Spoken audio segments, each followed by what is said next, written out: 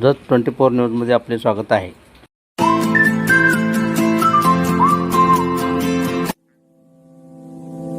नमस्कार, आपण पाहत आहे जत 24 न्यूज। पाहूयात महत्त्वाची घडामोड।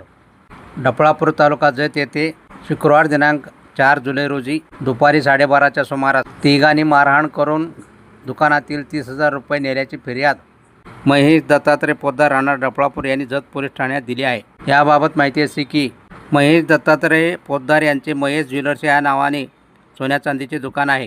संदीप दत्तात्रय पोद्दार व महेश दत्तात्रय पोद्दार या दोघा भावांमध्ये वडिलोपार्जित प्रॉपर्टीबाबत गेल्या 4 महिन्यांपासून वाद सुरू आहे। वादाचे पर्यवसन भांडणात झाले।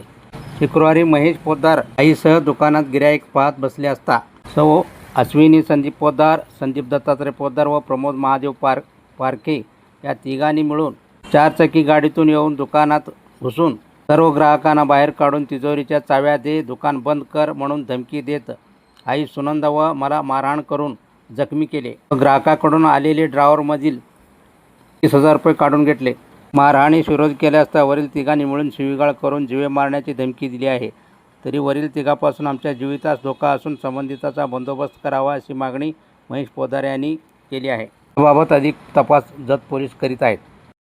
सदर मारहाणीचा CCTV फुटेज पोलिसांना सादर करण्यात आला आहे।